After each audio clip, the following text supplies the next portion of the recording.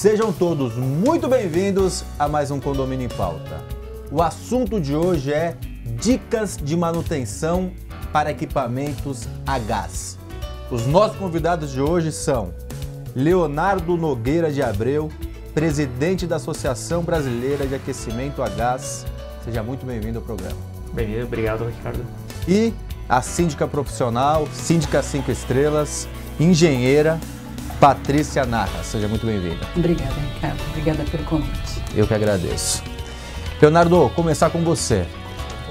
A gente está tendo diversos casos recentes, né, de tragédias envolvidas com gás, até por isso que a gente está fazendo esse programa. Eu queria primeiro iniciar o que tem de... A gente fala muito do aquecedor, né, e do fogão, normalmente, mas quais são os equipamentos que a gente tem nas unidades condominiais e no condomínio voltado, que normalmente é com aquecimento a gás? Realmente, o mais comum dentro da residência são ou os aparelhos de cocção, fogão e o forno, e os aquecedores de água a gás, utilizado para aquecer a água do banho ou de torneiras. Um pouco mais difícil de se encontrar, mas que existe, são secadoras de roupa a gás, churrasqueiras a gás, equipamentos para aquecimento de ambiente, chamado calefação, como os aquecedores a gás ou lareiras a gás. Que foi, se não me falha a memória, até o problema que teve no Chile, né? Acho que foi a questão de calefação, se não me falha a memória. Exatamente. O problema do Chile eu tentei acompanhar depois e as notícias foram sumindo. Nunca se determinou exatamente qual tipo de aparelho que estava envolvido lá. Tinha um suspeito do aquecedor de água ou do sistema de calefação, mas não teve pelo menos eu não achei nenhum resultado conclusivo.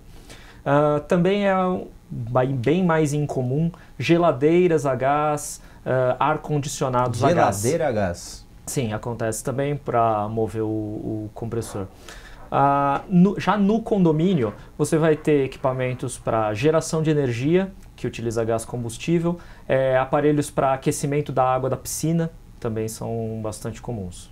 Então, cada vez mais comum, né, o uso do gás para esses equipamentos. Sim, o gás ele é um energético que promove bastante eficiência no seu uso. A eletricidade, normalmente, quando você usa para aquecimento, ela é bastante custosa e exige uma potência instalada muito grande, o que vai acarretar também disjuntores, transformadores e etc. Do ponto de vista macroeconômico também, às vezes a energia que está sendo utilizada foi queimado um gás numa usina a milhares de quilômetros dali. Então, com uma eficiência muito menor na queima e a energia foi perdida na transmissão. Então, você utilizar o gás mais próximo do ponto de consumo é um grande ganho de eficiência energética. E a energia limpa, né? Sim. Sem contar. Ela é mais... Ela não gera resíduo, não tem fumaça. Ela é melhor para o nosso planeta do que outros tipos de energia. Por exemplo, a gente fala de diesel, né, que é colocado me fugiu agora. Nos geradores. Nos geradores, alguns desculpa, geradores que geralmente está diesel, a possibilidade de substituição para o gás, que é uma vantagem absurda na questão ecológica, assim por dizer. Mas, Patrícia, você como síndica, nesses últimos meses ou nos últimos anos, deve ter se assustado com tantas notícias e tragédias, né, que aconteceram recentes, né, de famílias inteiras sendo mortas por conta de vazamentos de gás. Exato. Você como síndica, o que mudou no seu comportamento de um tempo para cá? Porque era uma coisa que a gente muitas vezes não dava muita atenção, porque muitas vezes dentro da unidade, a unidade é autônoma, cada um tem a sua responsabilidade, mas como síndico, acho que é mais do que só a responsabilidade, tem também aquele papel social que a gente se predispõe a fazer o tempo todo. Exatamente. Então, realmente acende uma luz vermelha, tá? E o que a gente tem que fazer? Conscientização. O morador, ele é responsável da porta para dentro. Mas ele tem que lembrar que ele coloca em risco todo o prédio. Então, por exemplo, quando você tem uma situação de um vazamento numa instalação, como é que você fica sabendo? Normalmente por uma ronda do zelador ou algum condômino que sinaliza, olha, eu estou sentindo um cheiro de gás aqui. Então, a gente chama a concessionária num primeiro momento. O que a concessionária faz? Ela vem, constata o vazamento, fecha o abastecimento, vira as costas e vai embora.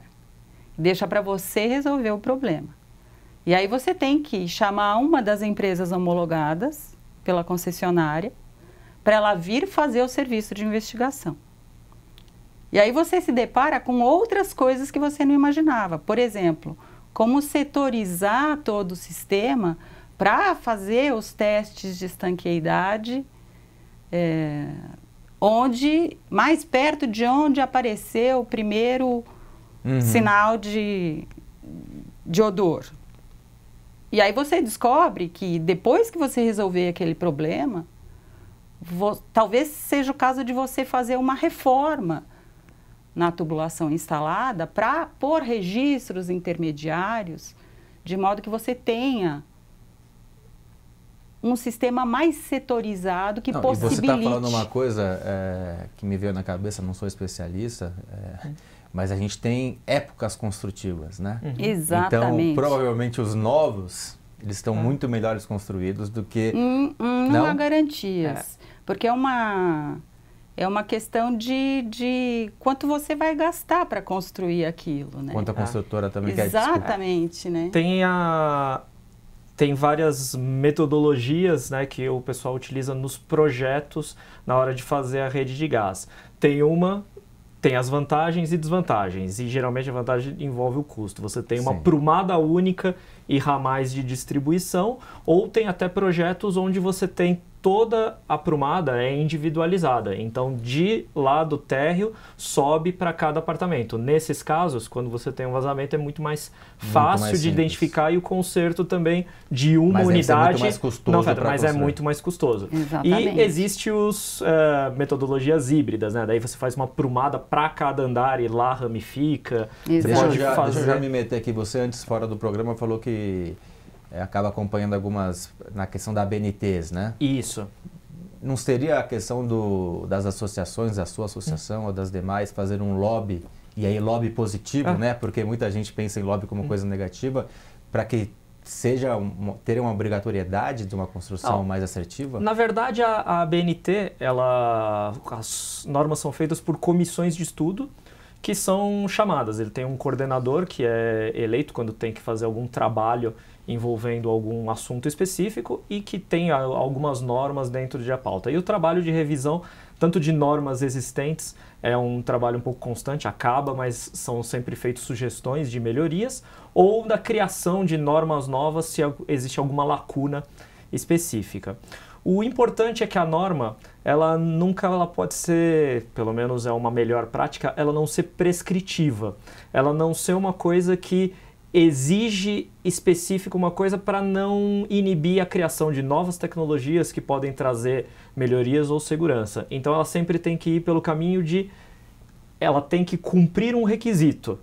Como que vai cumprir o requisito? Pode até ter indicados alguns exemplos, mas vai no caminho de fazer. Tem alguns requisitos de segurança que tem que ser cumpridos. Nesse sentido, a norma permite porque, em termos de segurança, tanto a prumada única quanto a ramificação são válidos. A única questão é que uma tem a vantagem do custo e outra tem a vantagem de, quando tem um problema, não incomodar as outras pessoas. O que não quer dizer, né? O que não quer dizer é que depois de um episódio, de um vazamento, você não possa interferir no sistema instalado e fazer as melhorias que você entende que sejam suficientes. Por isso que o trabalho do síndico nunca termina, né? Ele resolveu o problema, ok, está no papel dele, mas o que pode ser feito para você não passar por isso de novo? Porque, veja bem, quando você tem um sistema único, a Comgás vem, a concessionária vem, fecha o registro, você deixa, se são 25 andares, 2 por andar, 50 famílias sem gás. Tomando banho gelado e sem fogão, sem fogão, tomando banho gelado e tudo mais. Sim. Qual é a qual que é a previsão de conserto? Não, 1 hora, 2 horas, 5 horas? Eu estou tá vindo na minha cabeça, posso estar falando besteira e vocês me corrijam se eu estiver falando besteira. A gente teve recentemente os casos das pontes aqui em São Paulo, né? Teve pontes interditadas porque estão ficando velhas as pontes. Então. A gente sabe que as edificações também envelhecem, exatamente, né? E os encanamentos também envelhecem. Então a gente tem prédios, principalmente aqui em São Paulo, o programa vai para todo o Brasil, mas em São Paulo, na região central, de 60 a 70 anos.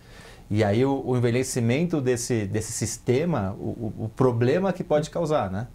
Então, e o custo que pode vir em cima disso para não causar um problema fatal, como pode acontecer.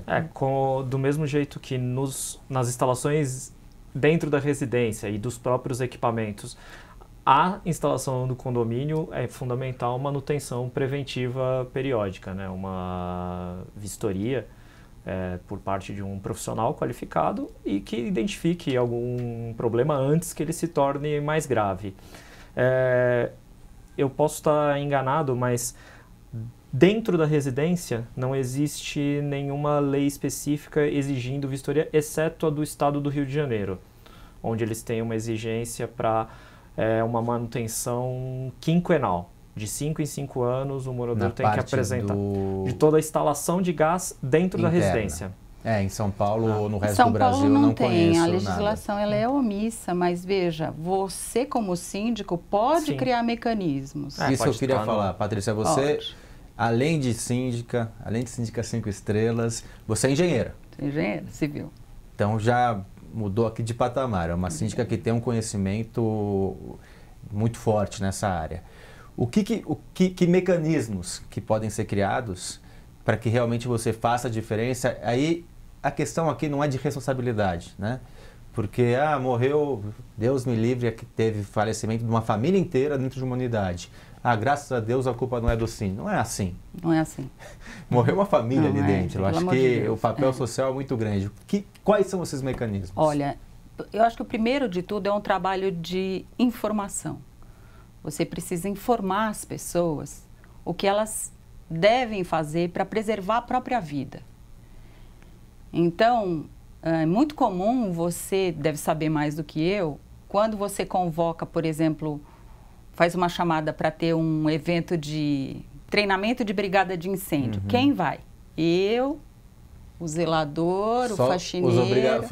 Os funcionários são obrigados. Exatamente. E a síndica quando vai, para dar o exemplo, né? Quando vai a síndica. Porque às vezes a síndica não consegue. Então, só isso aí já é um sinal de que a pessoa não tem essa cultura de, olha, eu preciso aprender alguma coisa, não posso depender só de ter alguém que fique o tempo todo dizendo, olha, você não pode fazer isso. Então, a gente precisa informar e insistir na informação. Nos mais diversos canais. Nos mais diversos canais. Então, eu sou contra mandar papel, mas se for o caso, você manda o papel. Você pega um protocolo de que a pessoa recebeu aquele comunicado. Você usa o Elemídia quando tem. Você convoca para as assembleias e site, divulga. Aplicativo, pombo e-mail, grupo de WhatsApp. Tudo que for tudo possível. Que for válido, você tem que informar a pessoa e ficar sinalizando. Depois, eu acho que você tem que tratar o assunto dando a responsabilidade de quem ela é de fato. Se a responsabilidade é do morador, tudo bem. Por mais que às vezes você se esforce, tem morador que quer saber quem manda na minha casa sou eu, daqui para dentro, não quero nem que você ponha o pé aqui dentro. Acontece. Sim. E ele está no direito dele. Então, você tem por obrigação preservar o condomínio. E aí que eu falo de você criar mecanismos. Então, eu vou fazer uma instalação de um registro no lado de fora da unidade dele, porque se ele não se adaptar àquelas regras que a gente vai estabelecer, a gente suprime o abastecimento dele. Então, você consegue controlar externamente às vezes no medidor, que o medidor normalmente está do lado de fora. Exatamente. A vantagem do gás é que, por exemplo, o síndico pode fazer isso. Com a água não pode fazer isso, porque é considerado um bem essencial. Então, a gente fica um pouco mais... Não, mas a água, o transtorno que a água pode trazer é infinitamente inferior do transtorno que um vazamento de gás pode... É sempre um dano físico, financeiro, porque pode molhar os comandos do elevador, se tiver uma inundação e tal. Mas é infinitamente menor. Estufar a porta. Porque, por exemplo, pode haver uma explosão. Teve um caso também que eu vi desses, que parece que um morador não quis que se instalasse a chaminé. Não, no meu apartamento eu garanto, eu vou deixar a janela aberta. Não tem isso. Não, isso não no existe. Condomínio. Então o síndico precisa entender. Não, aí sim o síndico precisa intervir. Intervir, convencer o morador. Se ele não convencer, ele tem que criar mecanismos para punir e isolar esse tipo de comportamento. Deixa eu falar algumas perguntas que eu tenho para vocês, que vão ficar para o segundo bloco. Tá. A primeira para você, Patrícia, a questão de a gente aprovar em assembleia. Qual a sua ideia de a gente poder aprovar em assembleia, por exemplo, óbvio, depende cada situação, mas uma vistoria nos apartamentos que podem ser rateado pela coletividade. Então, eu já vi isso acontecer em alguns condomínios, queria saber a sua ideia sobre isso. Então, contratar um profissional que vai visitar, agendar e visitar para verificar como está a situação, por exemplo, dos aquecedores ou da instalação de gás. Queria que você respondesse no segundo bloco.